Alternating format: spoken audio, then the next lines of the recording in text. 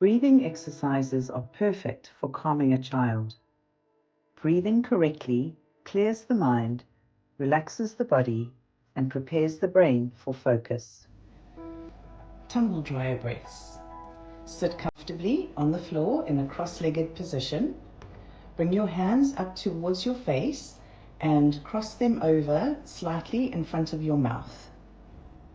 Breathe in deeply through your nose until you cannot take in any more air, and as you breathe out, blow onto your fingers in a rotating motion